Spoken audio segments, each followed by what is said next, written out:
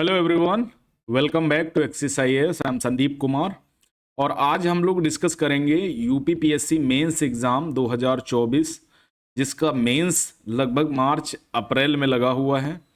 New exam calendar लगभग जनवरी के first week में आ जाना है। 2-4-5 दिन में हमारे सामने न्यू एग्ज़ाम कैलेंडर होगा। तो जो हमारा सबसे बड़ा एग्ज़ाम है, प्रीलिम्स हो ही चुका है, 22 दिसंबर को सफलतापूर्वक संपन्न हो चुका है।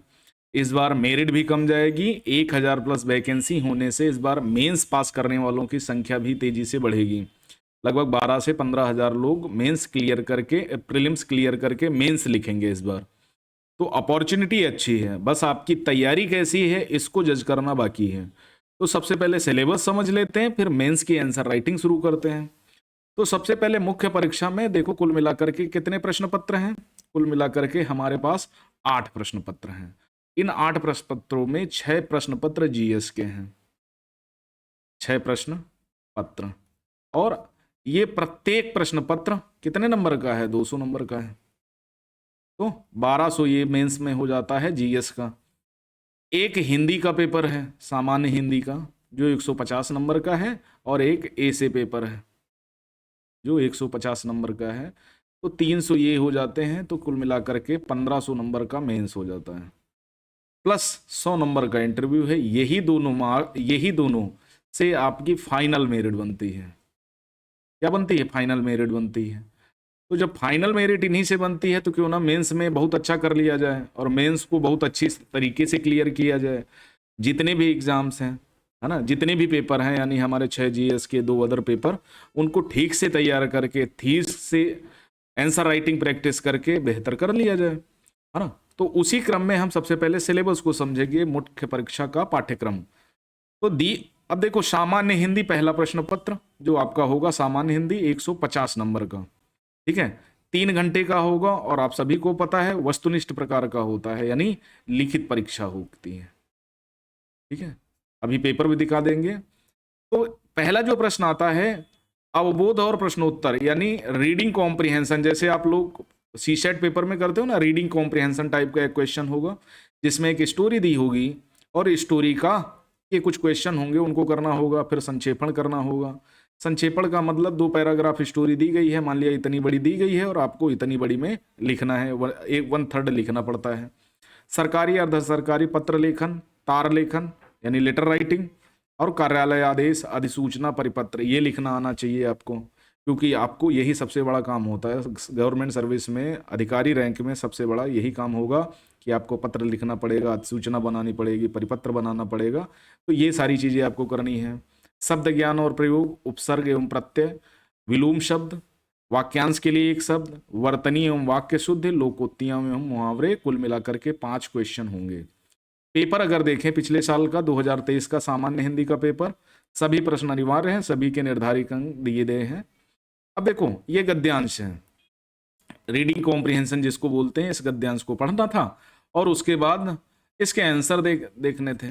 अब 5-5 नंबर के 2 प्रश्न और एक 20 नंबर का गद्यांश में रेखांकित पंक्तियों की व्याख्या करनी थी। ये देखो रेखांकित पंक्तियां हैं, इनकी व्याख्या कर दो भाई। ऊपर ऊपर लिखित गद्य का आशय अपने शब्दों में लिखना था। जीवन निष्प्रयोजन नहीं होना चाहिए से क्या अभिप्रेत है? इन 3 प्रश्नों का जवाब दे दो, आपके 30 नंबर पक्के, ठीक है। उसके बाद सेकंड क्वेश्चन पूछा गया, एक स्टोरी दी गई और स्टोरी के आधार पर आपको क्या करना है? प्रश्नों के उत्तर देने हैं, शीर्षक देना है, धर्म और नैतिकता का संबंध स्पष्ट करना है, धर्म, रिलीजियस और मॉरलिटी। ये आपके एथिक्स पेपर 4, एथिक्स पेपर 4 में भी इंपॉर्टेंट है, तो वहां भी देखना है। गद्य का संक्षेपण लगभग 1/3 शब्दों में करना है, यानी अगर 100 शब्दों में लिखा हुआ है तो लगभग 25 से 30 शब्दों में इसका संक्षेपण करना है, ठीक। कम से कम में अपनी बात को स्पष्ट करना है, वही जो गद्यांश कहना चाहता है। तीसरा देखो, मैंने बताया था जिला कलेक्टर की ओर से मंडल आयुक्त को पत्र लिखना है, ठीक है। इस पत्र में राज्य सरकार द्वारा घोषित स्वच्छता सप्ताह के दौरान जिले में किए गए विविध कार्यों का विवरण हो। 10 नंबर का है, सिंपल सा है, ठीक है, आपको प्रैक्टिस करनी पड़ेगी। जिला शिक्षा अधिकारी की ओर से एक आदेश जारी कीजिए जिसमें श्री राम सिंह, जो व्याख्याता यानी लेक्चरर हैं, गणित उच्च माध्यमिक विद्यालय का नगर को उच्च माध्यमिक विद्यालय खा नगर में तत्काल प्रभाव से 2 माह की प्रतिनियुक्ति।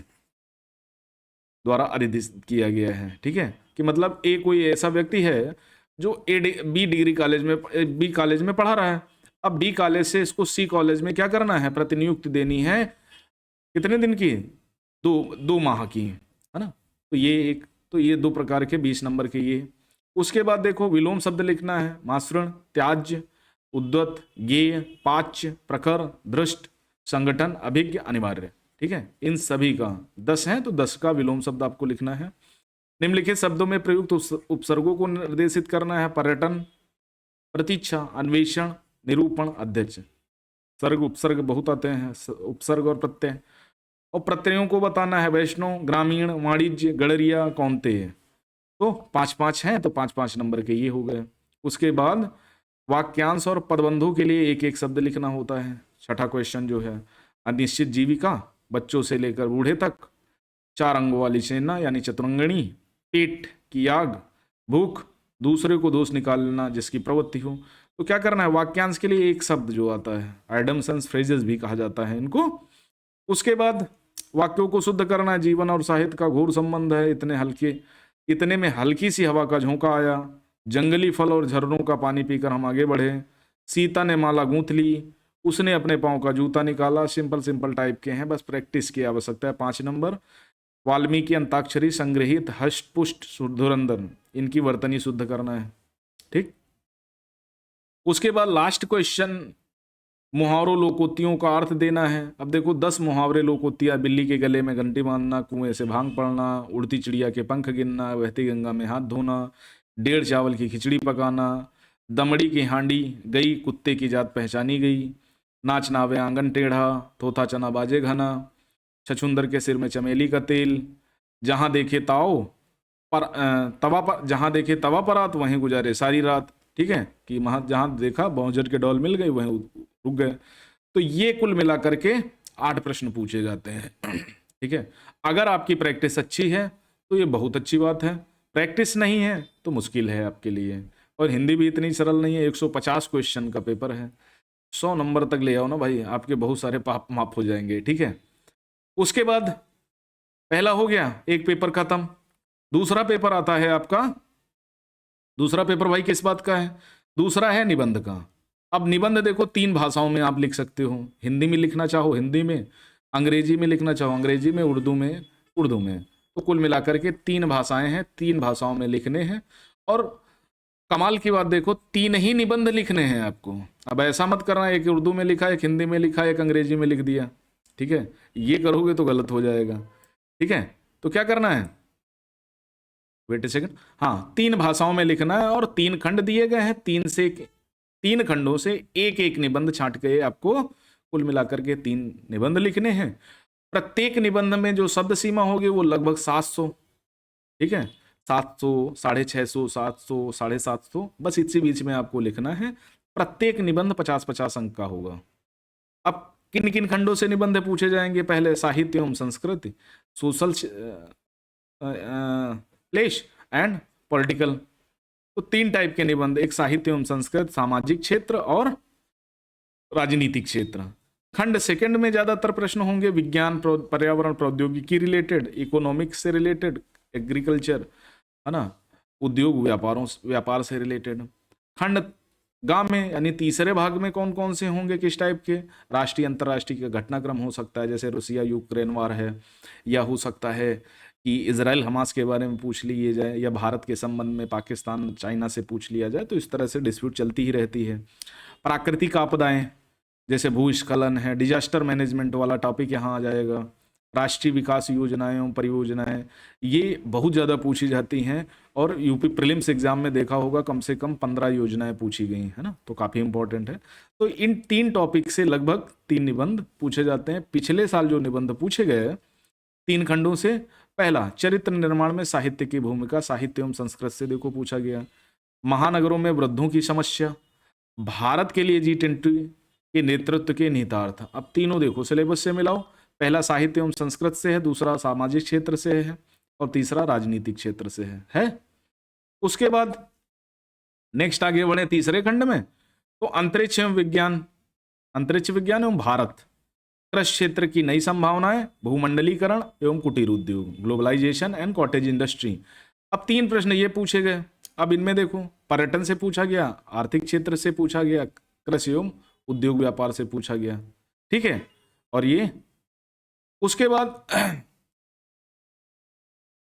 तीसरा अगर खंड देखें, तीसरे खंड में श्रीलंका के आए आर्थिक संकट का पूरे विश्व पर प्रभाव। ये राष्ट्रीय घटनाक्रम, अंतरराष्ट्रीय घटनाक्रम था उस समय। श्रीलंका जब ये पेपर हो रहा था तो उस समय श्रीलंका में इकोनॉमिक क्राइसिस बहुत ज़्यादा था, है ना।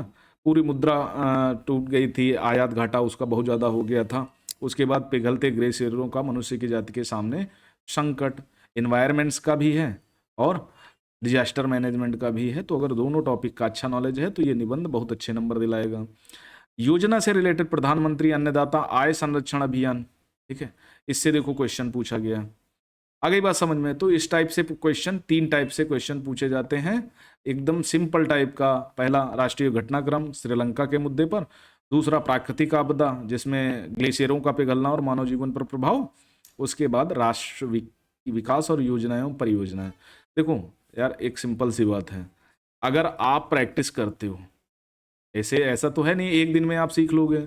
और कोई कितना भी बड़ा लिखैया हो, है ना, जितने लोग मेंस बैठते हैं 2 4 10 अगर छोड़ दो तो चाहे जो कितना बड़ा लिखैया हो, सबको प्रॉब्लम फेस करनी पड़ती है। और बिना प्रॉब्लम फेस किए कि मेंस की आंसर राइटिंग आ जाए, तो ऐसा हो ही नहीं सकता। तो आपको दबा दबा के आंसर राइटिंग करनी है। क्या करनी है? दबा दबा के आंसर राइटिंग करनी है। आ गई बात समझ में? इतना सीख लोगे तो काम हो जाएगा। तो ये 150 नंबर हिंदी, 150 नंबर ऐसे, बराबर कितना? 300 नंबर। मैथ वैथ आती है कि नहीं? 300 नंबर का ये तुम्हारा काम खलास हो गया। अगर इन दोनों में पेपर में अगर 200 नंबर ले आए ना, तो बाकी बचे 6 पेपर, 6 पेपर में लगभग 850 नंबर तक ले आओ, आपका काम हो गया और DYSP बन गया या DYDM बन गया, डिप्टी DM। ठीक है, तो बड़ा सिंपल है। और बड़ा सिंपल का मतलब पढ़ना तो बड़ा सिंपल होता है, लेकिन लिखना बड़ा सिंपल नहीं होता। उसके बाद GS फर्स्ट पेपर देखते हैं। GS फर्स्ट पेपर क्या कहता है? अब GS फर्स्ट पेपर में सामान्यतः जब से यूपी स्पेशल के 2 पेपर आए हैं, तो फर्स्ट पेपर में जनरली भारत का इतिहास, राष्ट्रीय आंदोलन, विश्व इतिहास, उसके अलावा हमारा समाज, है ना, उसके अलावा आर्ट एंड कल्चर, प्राचीन भारत का इतिहास, स्वतंत्रता के बाद का देश का देशीकरण, भाषाई विवाद, है ना, इस तरह के मुद्दों से आते हैं। पहले हम सिलेबस देख लेते हैं, फिर प्रश्नों पर नजर डाल लेते हैं। सबसे पहला पूछा गया, भारतीय संस्कृति के यानी सांस्कृतिक इतिहास में प्राचीन काल से आधुनिक काल तक कला के विभिन्न रूप, साहित्य एवं वास्तुकला के महत्वपूर्ण पहलू शामिल होंगे। यानी इसका मतलब आर्ट एंड कल्चर सीधा सीधा कह रहा है कि वास्तुकला, कला के रूप जैसे साहित्य कला है, वास्तुकला है, इनसे क्वेश्चन पूछे जाएंगे। कोई दिक्कत नहीं है, बहुत आसान है। ठीक है, NCERT उठाओ, पढ़ डालो, सारा फंस जाएगा। उसके बाद 1757 आपको पता है प्लासी का वार हुआ। उसके बाद 1950, ये 50 है, ईस्वी तक महत्वपूर्ण घटनाएं, व्यक्तित्व, समस्याएं इत्यादि, इनका डिस्कशन करना है। यानी लगभग आधुनिक भारत पूरा आ गया। उसके बाद थर्ड टॉपिक में स्वतंत्रता संग्राम, उसके विभिन्न चरण, उदारवादी चरण, ना मतलब उदारवादी चरण, गरम वाला चरण, गांधीवादी चरण, इन तीनों चरणों के बारे में आपको जानकारी रखनी है और इसका विस्तार से पढ़ना है। देश के विभिन्न भागों में इसमें अपना योगदान देने वाले महत्वपूर्ण व्यक्ति और उनका योगदान, जैसे पेरियार स्वामी पूछ सकता है, अंबेडकर पूछ सकता है, मोहम्मद अली जिन्ना के बारे में पूछ सकता है, गोपाल कृष्ण गोखले। तो तरह तरह के व्यक्तित्व जो भारतीय राष्ट्रीय आंदोलन में थे, उनके बारे में क्वेश्चन आ सकता है। उसके बाद स्वतंत्रता के पश्चात देश का एकीकरण और पुनर्गठन, कब तक? 1965। और मैं कहता हूं कि आप वर्तमान तक पढ़ लो भैया, कोई दिक्कत नहीं है, बहुत बड़ी बात नहीं है। ठीक है, तो 4 क्वेश्चन तो ये हिस्ट्री वाले हो गए। अभी इसमें प्राचीन भारत का सिर्फ आर्ट एंड कल्चर दिया है। आर्ट एंड कल्चर के अलावा भी बहुत सारी चीजें हैं, है ना, उनको भी आपको याद रखना है। 5वां प्रश्न क्या कहता है? विश्व के इतिहास में 18वीं सदी से 20वीं सदी के मध्य तक घटनाएं। 18वीं लगभग 1700 से स्टार्ट होके 2020 तक आती है, सॉरी 2000 तक आती है। ठीक है, जिसमें जैसे फ्रांसीसी क्रांति 1789, औद्योगिक क्रांति, विश्व युद्ध, राष्ट्रीय सीमाओं का पुनः सीमांकन, उपनिवेशवाद आया, उपनिवेशवाद की समाप्ति हुई, राजनीति दर्शन शास्त्र जैसे साम्यवाद, पूंजीवाद, समाजवाद, नाजीवाद, फाशीवाद इत्यादि के रूप और समाज पर उनके प्रभाव इत्यादि शामिल हैं। धुरंधर दुनिया कैसे बनी, दो गुटों में दुनिया कैसे बनी, है ना। तो ये सारी चीजें पूछी जाएंगी। इंग्लैंड की गौरवमयी क्रांति, फ्रांस की क्रांति, अमेरिका युद्ध, ये सब है इस टॉपिक के अंतर्गत, आपको सब कुछ पढ़ना पड़ेगा। उसके बाद महिला समाज, भारतीय समाज एवं संस्कृति की मुख्य विशेषताएं, है ना, सिंपल सा है। भारतीय समाज की एक कोई नोटबुक ले लो, आराम से पढ़ लो। महिला समाज, महिला संगठनों की भूमिका, जनसंख्या संबंध समस्याएं, गरीबी, विकासात्मक विषय, शहरीकरण, उनकी समस्याओं और समाधान, ये भी हमारा समाज का विषय है और इससे क्वेश्चन पूछे जाते हैं। उदारीकरण, निजीकरण, वैश्वीकरण, अब इसको इकोनॉमी में पढ़ सकते हो। अभी हाल में पीएम मनमोहन सिंह का निधन हुआ और उन्होंने 1991 में उदारीकरण, निजीकरण, वैश्वीकरण को प्रोत्साहित दिया था, है ना। एलपीजी मॉडल लाए थे हमारे लिए, उस समय ये वित्त मंत्री थे और नरसिम्हा राव देश के प्रधानमंत्री थे।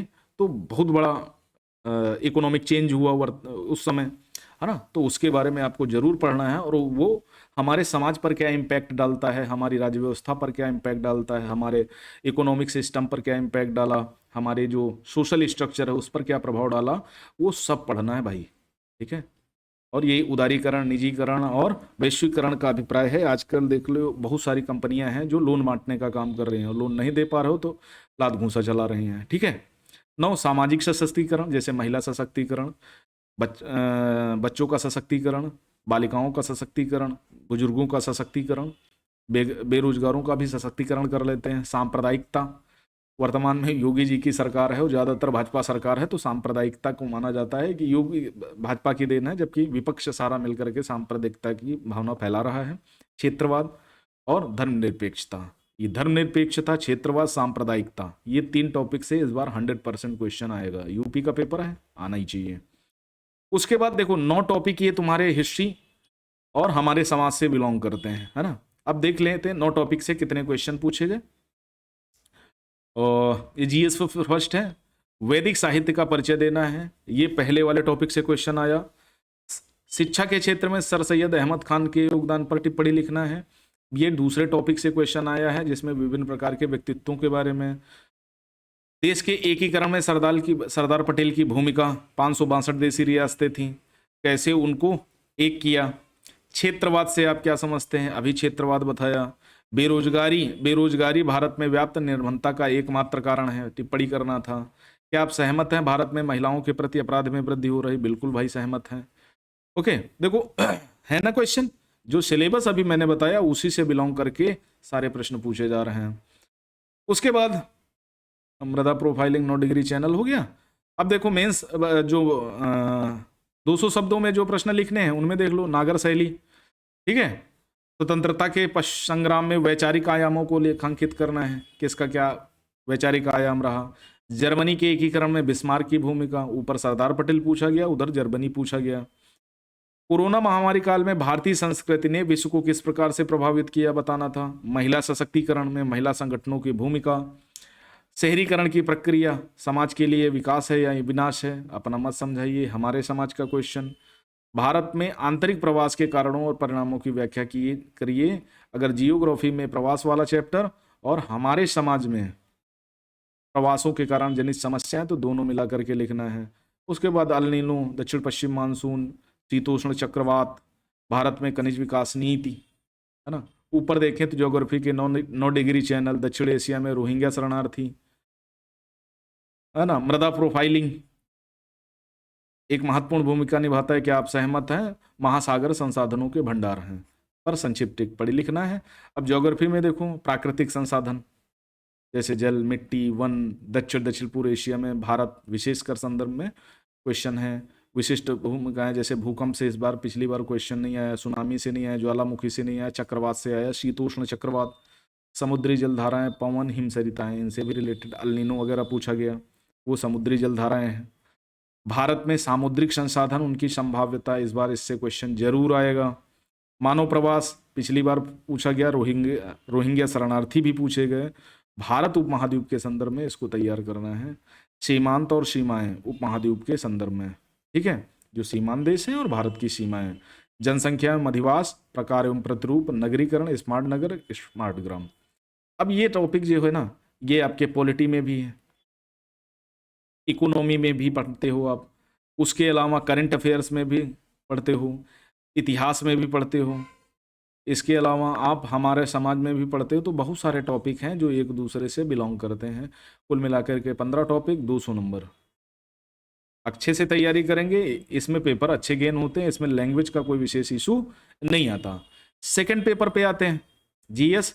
सेकंड पेपर क्या कहता है? अब सेकंड पेपर में देखो, भारतीय संविधान, ऐतिहासिक आधार उसका, विकास, विशेषताएं, संशोधन, महत्वपूर्ण प्रावधान, आधारभूत संरचना, संविधान के आधारभूत प्रावधानों के विकास में उच्चतम न्यायालय की क्या भूमिका रही, सुप्रीम कोर्ट ऑफ इंडिया की। ओके, सिंपल है, एक किताब पढ़ लो, काम हो जाएगा। संघ राज्यों के कार्य, उत्तरदायित्व बताना है आपको, क्या कार्य है, क्या उत्तरदायित्व है। संघीय ढांचे से संबंधित विषय, ठीक है, संघीय ढांचे का मतलब जहां केंद्र और राज्य एक साथ काम करते हैं। स्थानीय स्तर पर शक्तियों और वित्त का हस्तांतरण और उसकी चुनौतियां। स्थानीय स्तर पर मतलब पंचायती राज सिस्टम में, बहुत इंपॉर्टेंट है, प्रीलिम्स में भी इस बार 3 क्वेश्चन आए, ठीक है। केंद्र राज्य वित्तीय संबंधों में वित्त आयोग की क्या भूमिका है, अनुच्छेद 280 का जिक्र करते हुए आपको उसकी भूमिका का वर्णन करना था। पावर ऑफ सेपरेशन मतलब विधायिका न्यायपालिका के बीच जो पावर ऑफ सेपरेशन है कि वो न्याय करेंगे, हम कानून बनाएंगे, हम कानूनों के अंदर शासन चलाएंगे। विवाद निवारण तंत्र और संस्थाएं, वैकल्पिक विवाद निवारण तंत्रों का उदय एवं उनका प्रयोग। ठीक, 4 टॉपिक हो गए। 5वां टॉपिक, भारतीय संवैधानिक योजना की अन्य प्रमुख लोकतांत्रिक देशों के साथ तुलना, जैसे ब्रिटेन हो गया, अमेरिका हो गया, फ्रांस हो गया, जर्मनी हो गया, ठीक है, तो इन देशों के साथ तुलना करनी है उसकी। संसद, राज्य विधायिका संरचना कैसी है, कैसे बनी, संसद का निर्माण राष्ट्रपति, लोकसभा, राज्यसभा से होकर होता है, प्रीलिम्स में भी क्वेश्चन आया था। कार्य क्या है उनके, कार्य का संचालन कैसे होता है, उनके लिए नियम कानून कौन बनाता है, शक्तियां क्या हैं, संसदीय विशेषाधिकार क्या हैं, विधानमंडलीय विशेषाधिकार क्या हैं और इससे संबंधित विषय। ठीक, कार्यपालिका न्यायपालिका की संरचना बतानी है, संगठन और कार्य बताना है, सरकार के मंत्रालय एवं विभाग बताना है, प्रभाव समूह, प्रभावक नहीं प्रभाव समूह, ठीक है, औपचारिक अनौपचारिक संघ, शासन प्रणाली में उनकी क्या भूमिका है, जनहित याचिका, है ना, जनप्रतिनिधित्व अधिनियम की प्रमुख विशेषताएं, विभिन्न पदों, संवैधानिक नियुक्तियां, शक्तियां, कार्य, उत्तरदायित्व। संवैधानिक पद जैसे इलेक्शन कमीशन ऑफ इंडिया, वित्त आयोग, है ना, तो इस तरह से ये संवैधानिक पद हैं। राष्ट्रपति, उपराष्ट्रपति, ठीक है, chief justice of India, governor, ये सब संवैधानिक पद हैं। सांविधिक, विनियामक, विभिन्न अर्धन्यायिक निकाय। अब अर्धन्यायिक निकाय का मतलब जिसके पास हाफ जुडिशियल पावर होती है, अर्थात सिविल मामलों को देखने की शक्तियां होती हैं। इसमें नीति आयोग समेत उसकी विशेषताएं और कार्यभाग आ जाएंगे। सरकार की नीतियां, विभिन्न क्षेत्रों के लिए हस्तक्षेप, अभिकल्पन, कार्यान्वयन के मुद्दे, सूचना एवं संचार प्रौद्योगिकी, ये 11 टॉपिक, ठीक है। इसमें कुछ टॉपिक ऐसे हैं जो एक किताब से नहीं मिलेंगे, कई किताबों सोर्स लेना पड़ेगा, करंट अफेयर्स भी। उसके बाद विकास प्रक्रियाएं, गैर सरकारी संगठनों की भूमिका, स्वयं सहायता समूह। स्वयं सहायता समूह का मतलब सेल्फ हेल्प ग्रुप होता है, 10 लोग मिलकर के कोई समूह बना लिया। गैर सरकारी एनजीओ क्या होता है, नॉन गवर्नमेंट ऑर्गेनाइजेशन। एनजीओ किसी एक विशेष उद्देश्य के लिए बनाए जाते हैं, उसी तरह स्वयं सहायता समूह का एक उद्देश्य होता है, लेकिन एनजीओ का रजिस्ट्रेशन होता है। और स्वयं सहायता समूह मात्र ऐसे भी काम कर सकते हैं और रजिस्ट्रेशन भी करवा सकते हैं। विभिन्न समूह एवं संघ, जैसे किसान समूह हो गया, है ना, किसान संघ हो गया, अन्य व्यापारिक संघ हो गया, ठीक है, तो इस तरह से अनेक प्रकार के संघ होते हैं। अभिदाता, सहायतार्थ संस्थाएं, ठीक है, संस्थागत और अन्य अंशधारकों के बारे में। केंद्र राज्यों द्वारा जनसंख्या के प्रति अति संवेदनशील वर्गों, जैसे और तो बच्चे, विकलांग, बुजुर्ग के लिए जो कल्याणकारी योजनाएं, जैसे मनरेगा आ गई, ठीक है, उज्ज्वला योजना आ गई, सौभाग्य योजना आ गई, तो वो योजनाएं, इन योजनाओं का कार्य निष्पादन किसके हाथ में होता है, कैसे होती हैं। अति संवेदनशील वर्गों, अत्यंत पिछड़े या अत्यंत निर्बल वर्गों की रक्षा और बेहतरी के लिए गठित तंत्र, विधि, संस्थान एवं निकाय। 13 टॉपिक। स्वास्थ्य, शिक्षा, मानव संसाधन से संबंधित, सोशल सेक्टर और सर्विस के विकास और प्रबंधन से संबंधित विषय, स्वास्थ्य विषय, शिक्षा से संबंधित विषय, मानव संसाधन से संबंधित, सामाजिक क्षेत्र और सेवाओं के विकास, यानी मानव संसाधन विकास कैसे होगा और उसका मैनेजमेंट कैसे होगा, गरीबी, भूख से संबंधित विषय, राजनीतिक व्यवस्था के लिए इनके नेतार्थ। उसके बाद शासन व्यवस्था, पारदर्शिता, जवाबदेही, ई गवर्नेंस, अनुप्रयोग, मॉडल, सफलताएं, सीमाएं, संभावनाएं, नागरिक चार्टर, पारदर्शिता, जवाबदेही, संस्थागत एवं अन्य उपाय। प्रीलिम्स में इससे क्वेश्चन पूछा गया था, योजनाओं से तो पूछा ही जाता है। ठीक है। लोकतंत्र में उभरती हुई प्रवृत्तियों के संदर्भ में सिविल सेवकों की भूमिका, आईएएस, आईपीएस की भूमिका, भारत एवं पड़ोसी देशों के साथ संबंध, आईआर आ गया भैया।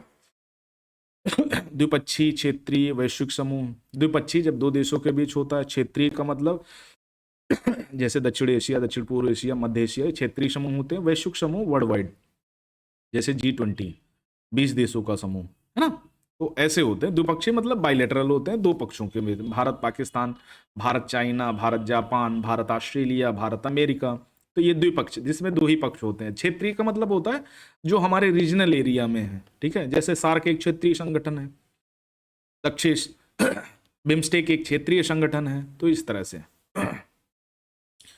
अथवा भारत के हितों को प्रभावित करने वाले करार, भारत के हितों, अप्रवासी भारतीय यानी इंडियन डायस्पोरा, विकसित और विकासशील देशों की नीतियां, ठीक है, डेवलप्ड एंड डेवलपिंग कंट्रीज की नीतियां, राजनीतिक प्रभाव। टोटल 20 टॉपिक, एक आधे और होंगे अभी, है ना। महत्वपूर्ण अंतरराष्ट्रीय संस्थान जैसे IMF, WTO, है ना, विश्व बैंक, यूनेस्को, तरह तरह के अधिकांश मंच, G20, G17, G7, तो संस्थाएं, मंच, उनकी संरचना, अधिदेश, उनके कार्यभाग, UN वगैरह, क्षेत्रीय, राष्ट्रीय, अंतर्राष्ट्रीय महत्व की समसामयिक घटनाक्रम। इसमें करंट अफेयर्स का वर्णन थोड़ा ज्यादा होता है।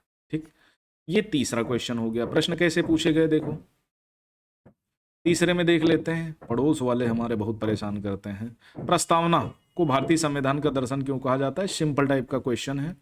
ठीक है, 22 दिसंबर 1946 को पंडित जवाहरलाल नेहरू ने प्रस्तावना को भारतीय संविधान सभा में प्रस्तुत किया और 22 जनवरी 1947 को यह स्वीकार कर ली गई और 26 नवंबर 1949 को इसको पास कर दिया गया, है ना।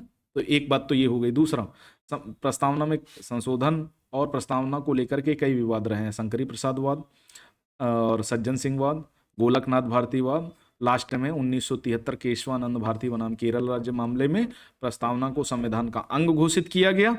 ठीक है, और ये बताया गया कि ये भारतीय संविधान का दर्शन है।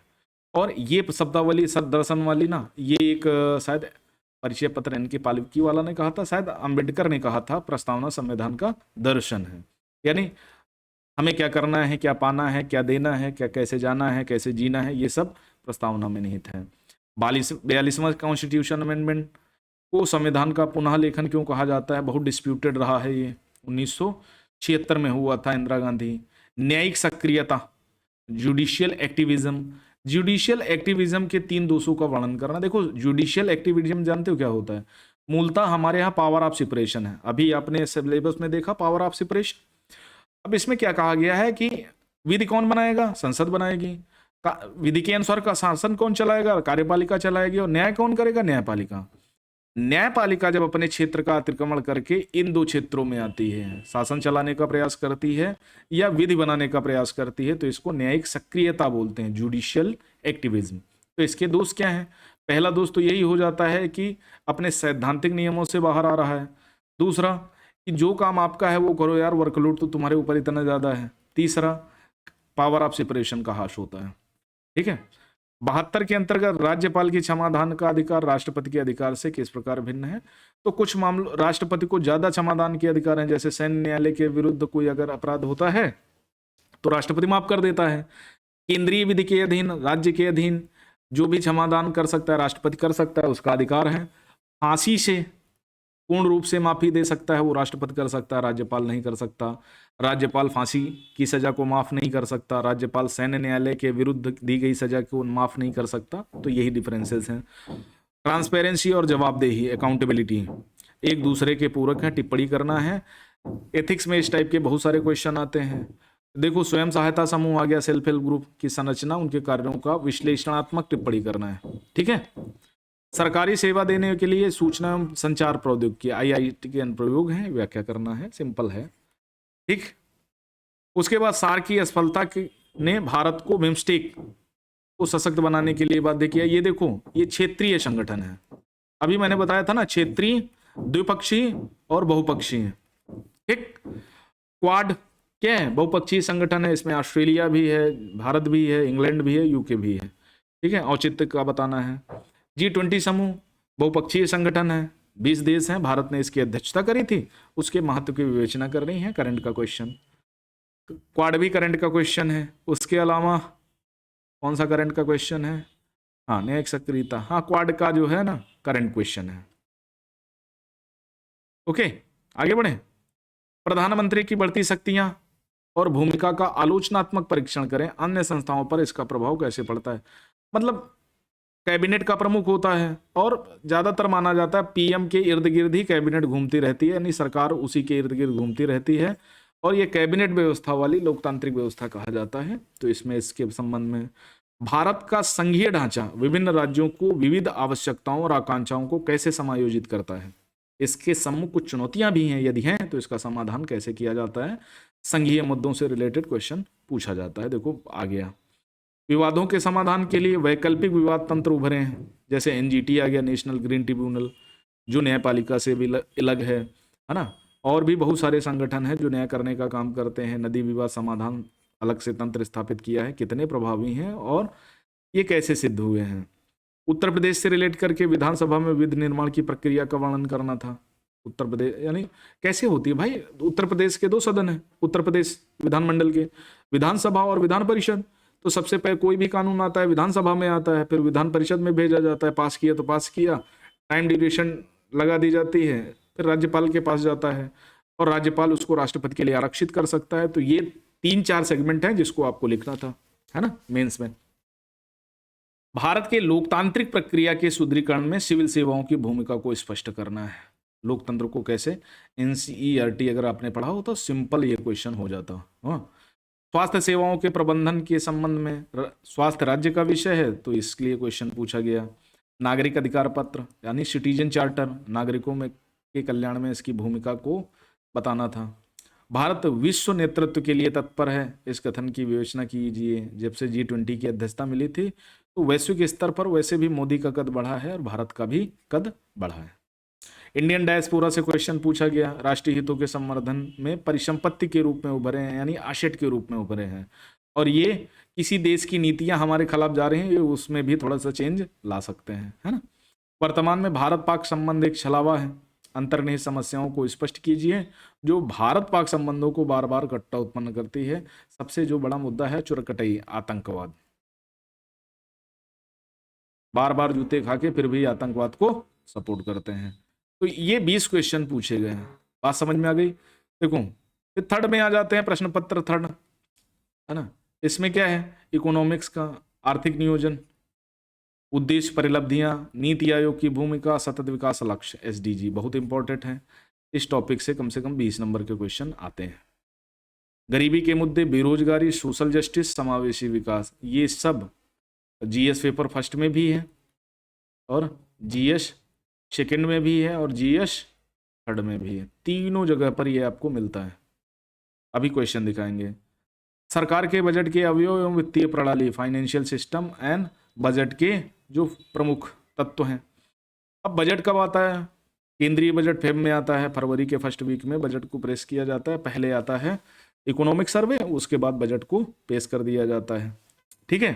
तो बजट के मुख्य अवयवों के बारे में बताना है, प्रमुख फसलें बतानी है भारत की, विभिन्न प्रकार की सिंचाई विधि, सिंचाई प्रणाली, कृषि उत्पादन का भंडारण, ढुलाई एवं विपणन, किसानों की सहायता हेतु ई तकनीकी, किसान कॉल सेंटर हैं, किसान मोबाइल हैं, किसान मोबाइल ऐप हैं, टेलीविजन पे बहुत सारे चैनल्स हैं, है ना, तो उसके बारे में। डायरेक्ट इनडायरेक्ट कृषि अनुदान यानी सब्सिडी, न्यूनतम समर्थन मूल्य से जुड़े मुद्दे, एमएसपी से जुड़े मुद्दे, जैसे किसान देखो एमएसपी को परमानेंट करने के लिए क्या है, बराबर आंदोलन कर रहे हैं। तीनों किसान बिल को इसीलिए रिजेक्ट किया गया। सार्वजनिक वितरण प्रणाली का उद्देश्य बताना है, उसका क्रियान्वयन यानी पीडीएस सिस्टम, परिसीमाएं उसकी क्या है, उसको कैसे बेहतर खाद्य सुरक्षा और बफर भंडार के लिए वो कैसे बेहतर सिद्ध हो सकती है। कृषि संबंधित तकनीकी अभियान है ना, भारत में खाद्य प्रसंस्करण संबंधित उद्योग, खाद्य क्षेत्र महत्व, स्थान निर्धारण है ना, ऊर्ध्व एवं अधोप्रवाह आवश्यकताएं, आपूर्ति चेन मैनेजमेंट, आपूर्ति श्रृंखला प्रबंधन। भारत में स्वतंत्रता पश्चात भूमि सुधार, ये जीएस पेपर फर्स्ट से भी जुड़ेगा, जीएस सेकंड से भी पूछा जा सकता है और जीएस थर्ड में भी पूछा जा सकता है। ठीक है, तीनों का सेम टॉपिक है, बस थोड़ा सा डाइवर्जन है। ठीक, वैश्वीकरण उदारीकरण दोनों पेपर तीनों पेपर में है। औद्योगिक नीति में परिवर्तन, इनके औद्योगिक विकास का प्रभाव, आधारभूत संरचना, ऊर्जा, बंदरगाह, सड़क, विमानपत्तन, रेलवे। नितिन गडकरी जी देखो रेलवे सड़क पर सड़क मार्ग चौड़ाई दे रहे हैं, है ना। विज्ञान एवं प्रौद्योगिकी, तो पहले इको हो गया, इकोनॉमिक्स से पिछली बार 10 क्वेश्चन आए। इको के बाद साइंस एंड टेक का क्वेश्चन हो गया, इन्वायरमेंट का ईवीएस का क्वेश्चन होता है ना। उसके अलावा क्या बोलते हैं, डिजास्टर मैनेजमेंट, डिजास्टर मैनेजमेंट के अलावा आंतरिक सुरक्षा है ना, हाँ सिक्योरिटी, सिक्योरिटी से रिलेट करके क्वेश्चन आते हैं। तो सबसे ज़्यादा टॉपिक और सब्जेक्ट इसी में है। विज्ञान प्रौद्योगिकियों में भारत की उपलब्धियां, प्रौद्योगिकी का स्वदेशीकरण, नवीन प्रौद्योगिकी का विकास, प्रौद्योगिकी का हस्तांतरण, द्रुव अनुप्रयोगी तकनीक एवं उपयुक्त प्रौद्योगिकियां, है ना। टेक्नोलॉजी बहुत ज़्यादा टफ है और पूछी भी जाती है। सूचना संचार प्रौद्योगिकी, अंतरिक्ष, कंप्यूटर, ऊर्जा स्रोत, नैनो टेक्नोलॉजी, सूक्ष्म जीव विज्ञान, है ना, जैव प्रौद्योगिकी के क्षेत्र में जरूरत, बौद्धिक संपदा अधिकार, डिजिटल अधिकारों से संबंधित मुद्दे। अगर इसको ठीक से पढ़ोगे ना तो करंट अफेयर्स, तो भैया बौद्धिक संपदा अधिकार और डिजिटल अधिकारों से संबंधित जो मुद्दे हैं उनके क्या प्रभाव हैं, उनको कैसे दूर किया जा सकता है, बेहतर कैसे बनाया जा सकता है, यही सारी चीजें आपको यहाँ करनी है। इन्वायरमेंट में पर्यावरण की सुरक्षा, पारिस्थितिकी तंत्र यानी इकोलॉजिक सिस्टम, वन्यजीव संरक्षण, जैव विविधता, 2002 में एक्ट आया, वन्यजीव संरक्षण अधिनियम, पर्यावरण 1972, पर्यावरणीय प्रदूषण, क्षरण, पर्यावरणीय संघात आकलन। ठीक है, असेसमेंट रिपोर्ट होती है संघात आकलन का मतलब। फिर आपदा से गैर पारंपरिक सुरक्षा संरचना चुनौती, आपदा उपशमन प्रबंधन, इस बार भी प्रीलिम्स में भी क्वेश्चन आया। अंतर्राष्ट्रीय सुरक्षा की चुनौतियां, जैसे आणविक प्रसार के मुद्दे हैं, अतिवाद के कारण प्रसार, संचार तंत्र, मीडिया, सामाजिक नेटवर्किंग, साइबर अपराध, साइबर सुरक्षा के आधार, मनी लॉन्ड्रिंग, मानव तस्करी। भारत में आंतरिक सुरक्षा की चुनौतियां, जैसे आतंकवाद है, भ्रष्टाचार है, बगावत है, संगठित अपराध है। सुरक्षा बलों की भूमिका, प्रकार, शासनाधिकार, उच्च रक्षा संगठन, कृषि, बागवानी, वानिकी, पशुपालन के मुद्दे, ये आपके जीएस पेपर फर्स्ट से भी मैच करता है। 18 टॉपिक हैं। प्रश्न देख लेते हैं किस कौन कौन सा पूछा गया। भैया प्रश्नों का क्या है ना, देखो 2 पेपर ऐसे हैं जैसे जीएस पेपर फर्स्ट और GS paper second, GS paper second और जीएस पेपर थर्ड, इसमें नंबर स्कोर कम होते हैं, ये हमेशा याद रखना, इसमें नंबर स्कोरिंग कम होती है। अब खाद्य प्रसंस्करण, ठीक है, फूड प्रोसेसिंग इंडस्ट्री से रिलेट करके क्वेश्चन पूछा गया। संबंधित उद्योगों को प्रोत्साहन देने में भारत सरकार की नीतियां का मूल्यांकन करना है कि जो Indian regarding to promotion of food processing and related industries, यानी फूड प्रसंस्करण और संबंधित उद्योगों को प्रोत्साहन देने में जो योजनाएं सरकार चला रही है वो कितनी हद तक लाभदायक है, उनका मूल्यांकन करना है, इवेल्युएट करना है। ठीक है, अब भारत सरकार जैसे खाद्य प्रसंस्करण उद्योग को बढ़ावा देने के लिए क्या कर रहे हैं, कोल्ड स्टोरेज के निर्माण में मदद करती है, और भी बहुत सारे प्रोडक्शन लिंक स्कीम, है ना, एपीएमसी मंडियों का पुनर्गठन, टेक्नोलॉजी उनमें डालना, किसानों को राहत देने के लिए और भी कई प्रकार की योजनाएं हैं। उसके अलावा एमएसपी वगैरह है, तो ये कैसे प्रोत्साहित देती है अदर इंडस्ट्री को, उसको बताना था। किसानों की सहायता के लिए ई तकनीक के प्रयोग के निहितार्थ को समझाना था, है है ना, अभी बताया मैंने। भारत में भूमि आजादी के बाद जो सबसे बड़ा चैलेंज रहा, भारत के भूमि सुधारों के क्रियान्वयन के संबंध में प्रमुख चुनौतियां, निस्तारण हेतु सुझाव देना है, भारत सरकार के बजट बनाने की प्रक्रिया समझाना है, बजट से संबंध में योजना व्यय और गैर योजना व्यय में अंतर क्या होता है। योजना जैसे आपको 10,000 रुपये मिले, सिंपल से तरीके में समझाता हूँ, आपको पता है 3,000 मुझे रेंट देना है, आपको पता है कि 1,000 मुझे ग्रोसरी लानी है, आपको पता है 1,000 मुझे अपना लाइब्रेरी की फीस देनी है, 1,000 पानी बिजली वगैरह का हमको देना है, इतना आपको खर्चा करना है, कुल मिलाकर के 5,000 हो गया। ठीक है, अब आपके पास 5,000 बचे हैं। अब 5,000 आपको उसमें बहुत सारी चीज़ें लेनी होती हैं, लेकिन अचानक से आपके पास कोई ऐसा व्यय आ गया, जैसे आप बीमार हो गए और बीमारी लंबी चली, आपके पास 4,000 रुपये खर्चा हो गए। तो ये योजनागत व्यय है, यानी जिसके लिए आपको पहले से चीज़ें करनी पड़ेंगी। ये गैर योजनाबद्ध है, इसकी आपने योजना नहीं बनाई थी। तो जिस चीज़ की आप योजना बनाते हैं वो योजनागत व्यय होता है, जिस चीज़ की आप योजना नहीं बनाते, अचानक से आपके पास खर्चा आ जाता है, वो गैर योजनागत होता है। कि मान लिया इस बार 3,000 देने थे, लेकिन मकान मालिक ने कहा 500 एक्स्ट्रा देना पड़ेगा आपको, तो वो 500 रुपये गैर योजनागत व्यय में आ जाएंगे। ठीक है, तो उनके लिए स्पेशल एफर्ट करने पड़ेंगे, पिताजी से बताना पड़ेगा।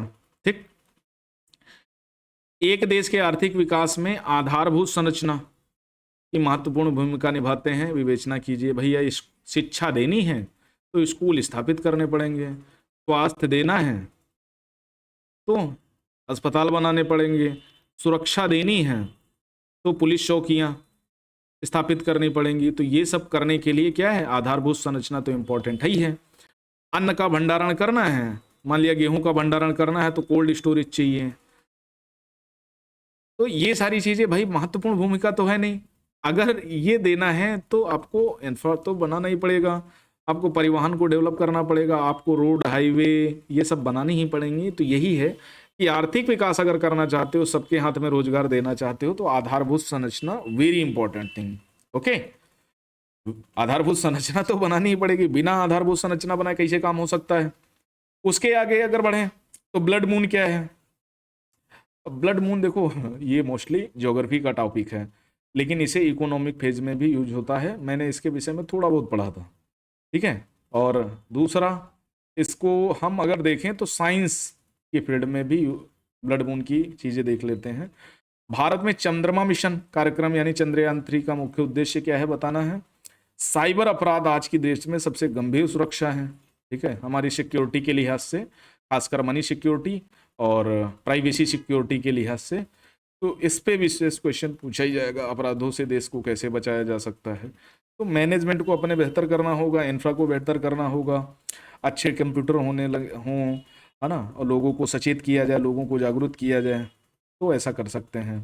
भारतीय सुरक्षा बलों को अधिक सशक्त कैसे बनाया जा सकता है भाई, नई टेक्नोलॉजी दे करके, नए वेपन्स दे करके, अच्छी उनकी ट्रेनिंग करा करके, है ना। तो इसी सशक्त, भाई किसी को सशक्त बनाने के लिए यही तो किया जा सकता है।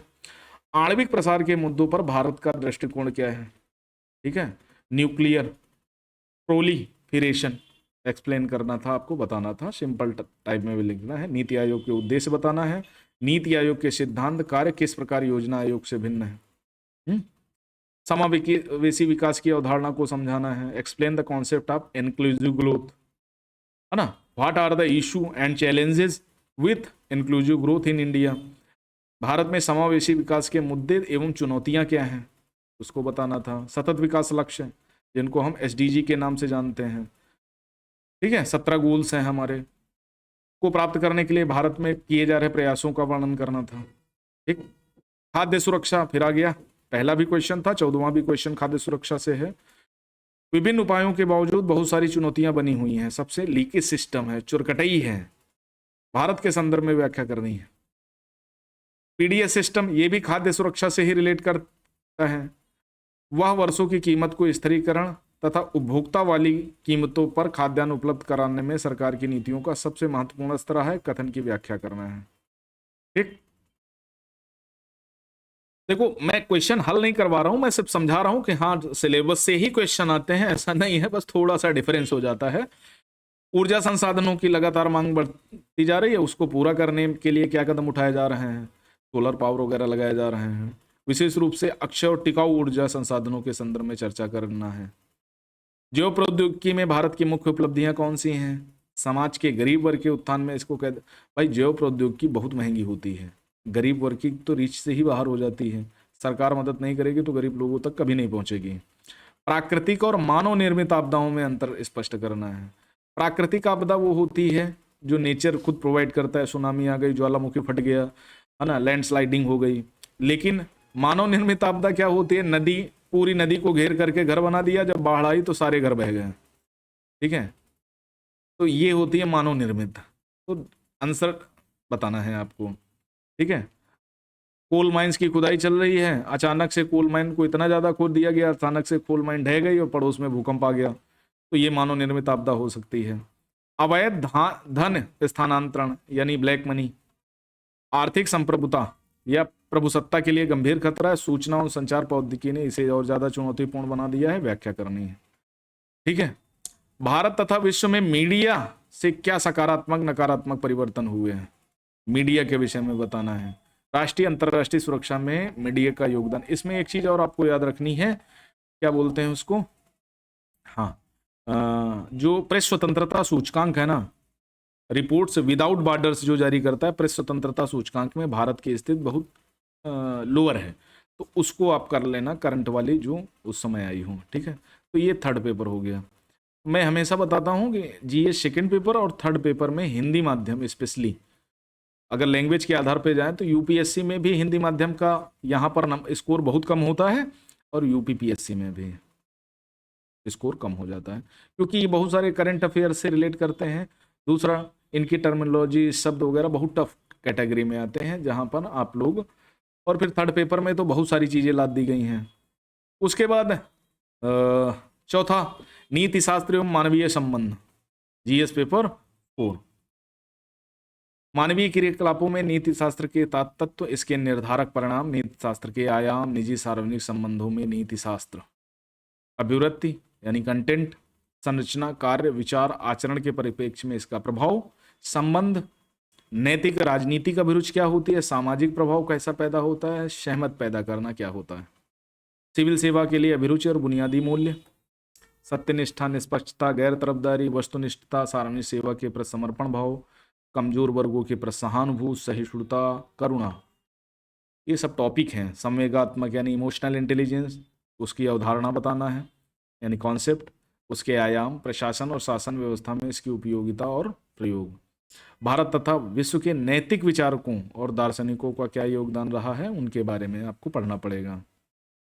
लोक प्रशासन में या लोक सेवाओं में या सिविल सेवा, मूल्य तथा उसका नीति शास्त्र, स्थिति और समस्याएं बतानी है। सरकारी और निजी जीवन में नैतिक सरोकार, दुविधाएं क्या हैं, नैतिक मार्गदर्शन के स्रोत के रूप में विधि, नियम और विनिमय तथा अंतरात्मा, जवाबदेही, अकाउंटेबिलिटी बोलते हैं। नैतिक शासन व्यवस्था में नैतिक मूल्यों का सुदृढ़ीकरण, नैतिक मूल्यों को कैसे बढ़ाया जा सकता है, अंतर्राष्ट्रीय संबंध, निधि व्यवस्था में नैतिक मुद्दे, कारपोरेट शासन व्यवस्था। ठीक, सातवां जो टॉपिक है शासन व्यवस्था में ईमानदारी, लोक सेवा की अवधारणा, concept of public servant service, शासन व्यवस्था, ईमानदारी का दार्शनिक आधार क्या है, सरकार से सूचना का आदान प्रदान, पारदर्शिता, सूचना का अधिकार, नीतिपरक आचार संहिता, आचरण संहिता यानी code of conduct and code of ethics, है ना, नागरिक अधिकार पत्र। अब देखो जीएस पेपर सेकंड में भी नागरिक अधिकार पत्र है और यहाँ भी अधिकार पत्र है। कार्य संस्कृति क्या होती है, वर्क कल्चर जिसको बोलते हैं, सेवा प्रदान वर्क करने की गुणवत्ता क्या होगी, लोक निधि का उपयोग, भ्रष्टाचार और चुनौतियां, और इन्हीं सातों विषयों से संबंध में केस स्टडी पूछी जाती है। ठीक, केस स्टडी पूछी जाती है। अब देख लेते हैं जैसे क्या क्या क्वेश्चन पूछे जा सकते हैं इस बार। अब देखो, नैतिक अंतर्दृष्टि से क्या आप समझते हैं, मोरल इनसाइट क्या होता है। मोरल इनसाइट का मतलब होता है कि जब आपके पास नियम कानून ना होते हुए भी आपको कुछ काम करना है तो उसको मोरल इनसाइट बोलते हैं, यानी मन के अंदर से जो आवाज आती है। लोक सेवकों की नैतिक परिस्थिति में यह किस प्रकार सहायक है। ठीक है, कि कोई गरीब आदमी आया और उसका काम अति महत्वपूर्ण है लेकिन हमने पैसे की डिमांड कर ली, उसके बाद सेवा भाव, स्पिरिट ऑफ सर्विस, और दृढ़ विश्वास का साहस क्या होता है कि नहीं भैया करना है तो बस करना है। सेवा भाव का मतलब होता है कि बिना थके बिना रुके काम करना, ठीक है। और इसलिए नहीं करना कि 10 बजे वो जॉब होते हैं ना कि मैं जॉब कर रहा हूँ। आईएएस क्या है, सरकारी सेवा है, ठीक है। जिसको समझ आ जाए तो भैया अच्छी बात है, जिसको न समझ में आए छोड़ो। सेवा भाव का मतलब होता है कि समर्पण के साथ काम करना। बालक अपने चतुर्दिक जो देखता है उससे मूल्यों को सीखता है। बालक को जिस कंडीशन में रख दो, जहाँ बहुत ज़्यादा लड़ाई झगड़ा होता है, चोरी चकारी होती है, वहाँ रख दो तो चोर बन जाएगा। किसी अच्छी जगह पर रख दो तो अच्छा बन सकता है, चांसेज अच्छे होते हैं। कथन के आलोक में मूल्यों के निर्माण में परिवार और समाज की भूमिका की विवेचना करनी है। ईमानदारी का मूल्य कैसे आएगा, माता पिता से आएगा, पर समाज से आएगा। वैश्वीकरण के युग में राष्ट्रों के मध्य शांति स्थिरता सुनिश्चित करने के लिए अंतर्राष्ट्रीय नीति शास्त्र समय की मांग है। आलोचनात्मक व्याख्या करना। इनका कहने का मतलब है कि अगर ग्लोबलाइजेशन, इंटरनेशनल एथिक्स बनानी पड़ेगी। क्यों? क्योंकि in peace and stability among the nation, राष्ट्रों के बीच अगर शांति और स्थिरता सुनिश्चित करनी है तो अंतर्राष्ट्रीय नीति शास्त्र समय की मांग है। लेकिन ये कोई मानता नहीं। यूएन के कितने चार्टर हैं जो सब कुछ करते हैं, लेकिन सब चोरी करके निकल जाते हैं। सूचना का छिपाव यानी सूचना का प्रकटीकरण न करना सार्वजनिक पहुंच भागीदारी को बाधित करता है। मान लिया कोई योजना आई, अब योजना की पात्रता अपात्रता आपसे छुपा दी जाए और ऐसे लोगों को पात्र बना दिया जाए जो कभी पात्र थे ही नहीं। अपात्र लोगों को पात्र बना दिया और पात्र लोगों को अपात्र बना दिया, तो सूचना का छिपाया गया, तभी तो लोगों तक पहुंच नहीं गई। तो ये सार्वजनिक पहुंच और भागीदारी को बाधित करती है। इस कथन के आलोक में सरकार में सूचना साझा करने और पारदर्शिता के महत्व पर चर्चा करनी है। बड़ा बढ़िया क्वेश्चन है। अभिवृत्ति के विभिन्न अवयवों का वर्णन करिए। अभिवृत्ति निर्माण को प्रभावित करने वाले कारकों का विवेचन करना है आपको। इन्हीं महत्वपूर्ण 2 गुणों का विवेचन कीजिए जिन्हें आप लोक सेवक के लिए बहुत महत्वपूर्ण मानते हैं। सेवा भाव और समर्पण की भावना, ईमानदारी, ठीक है। पढ़ा लिखा कम होगा चलेगा, लेकिन ईमानदार होना चाहिए। सिविल सेवकों के बीच उदारता और वस्तुनिष्ठता यानी ऑब्जेक्टिविटी को कैसे बढ़ावा दिया जा सकता है, अपना सुझाव दीजिए। उदारता बढ़ाने के लिए कुछ उसको ऐसे ट्रेंड किया, लेकिन होता है ना कि मूल्य बहुत ज़्यादा स्कूल स्तर तक तो आप सीख सकते हो, ज़्यादातर मूल्य आपके बचपन में ही आ जाते हैं, है ना, संस्कार जिनको हम कहते हैं। तो मुश्किल होता है, लेकिन हाँ सिखाया तो जा ही सकता है, कोशिश तो करेंगे ही। सुशासन बाबू बिहार वाले, सुशासन और प्रशासन के लिए इमोशनल इंटेलिजेंस की भूमिका की व्याख्या करनी है। लोक प्रशासन में सामाजिक प्रभाव की क्या भूमिका है, उदाहरण सहित स्पष्ट करना है, ठीक है। इलैसुडेट करना है विथ एग्जाम्पल। देखो कितना बढ़िया है, क्या दिखा है, इल्यूसिडेट विथ एग्जाम्पल्स, एक्सप्लेन व्याख्या। नैतिक शासन व्यवस्था से आप क्या समझते हैं, उदाहरण सहित स्पष्ट करना है। सेक्शन बी, नैतिक शासन व्यवस्था क्या है, एथिकल गवर्नेंस। सार्वजनिक नीतियां बनाते समय एक सिविल सेवक को केवल जनता की भलाई पर ध्यान देना चाहिए। उन नीतियों को लागू करते समय उसे संभावित अनपेक्षित परिणामों का अनुमान लगाने की दूरदर्शिता होनी चाहिए। इस कथन से आप सहमत हैं? उत्तर के लिए युक्ति और प्रमाण प्रस्तुत कीजिए, ठीक है। आर्गुमेंट देना है और जस्टिफिकेशन भी देना है इन योर आंसर। देखो बढ़िया बढ़िया क्वेश्चन आ रहे हैं। क्या भगवत गीता लोक सेवकों की नैतिक मार्गदर्शिका हो सकती है? वो क्यों नहीं कर सकती, लेकिन वही लागू कर दिया जाए तो भी कहेंगे हिंदुत्व को बढ़ा रहे हैं। नीति शास्त्र में मानव कर्म से क्या तात्पर्य है? मानव कर्म में नैतिकता के निर्धारक और परिणाम के विवेचन कीजिए, ठीक है। What is meant by human action in ethics, discuss the determinants and consequences of ethics in human action, बताना है। राजीव का आदर्शवादी है, केस स्टडी पूछ ली गई, ठीक है। उसके बाद लोक जीवन के मुख्य सिद्धांत क्या है, उदाहरण सहित स्पष्ट करना है। वर्तमान युग में सोशल मीडिया का उपयोग जनता की राय को सकारात्मक नकारात्मक तरीके से प्रभावित किया जा रहा है। एक लोक सेवक होने के नाते आप इस मुद्दे का कैसे समाधान कैसे करेंगे? ज्ञान के अभाव में सत्यनिष्ठा कमजोर और बेकार है, लेकिन सत्यनिष्ठा के अभाव में ज्ञान खतरनाक और भयानक है ना। सत्यनिष्ठा नहीं है, ईमानदारी नहीं है, तो कब आप लादेन बन जाओ कोई भरोसा नहीं। लोक सेवक के द्वारा कर्तव्य निर्वहन न करना एक प्रकार का भ्रष्टाचार है। क्या आप इस संबंध में सहमत हैं? तर्क संगत व्याख्या करिए। बिल्कुल भ्रष्टाचार है। आर्टिकल 32 का उपयोग करो। उन रणनीतियों का वर्णन करें जो सिविल सेवक परिवर्तन के प्रति प्रतिरोध को दूर करने के लिए नियोजित कर सकते हैं और नई नीतियों और पहलों का समर्थन करने के लिए हितधारकों को प्रभावी ढंग से राजी कर सकते हैं। 20 क्वेश्चन, सिंपल से चीजें हैं। ठीक, क्लास बड़ी हो रही है, 1 घंटे की हो गई है ना। तो ये चार चीजें हैं। हम लगभग 4 जीएस के पेपर और 2, एक हिंदी और एक ऐसे का पेपर डिस्कस कर चुके हैं। जीएस पेपर 5 और जीएस पेपर 6 ये हम अगली क्लास में डिस्कस करेंगे। नहीं, क्लास बहुत बड़ी हो जाएगी। ठीक है, तो आज के लिए इतना ही। थैंक यू वेरी मच, नमस्कार। और इसको देखना, समझना, और क्या क्या कैसे चीजें हैं वो हमने सारी समझा दी हैं, पेपर को लेकर के समझा दी हैं। और बढ़िया से तैयारी करोगे तो मेंस हो जाएगा। मेंस को ज़्यादा टाइम है नहीं। ठीक है, तो आज के लिए इतना ही। थैंक यू वेरी मच, नमस्कार, धन्यवाद।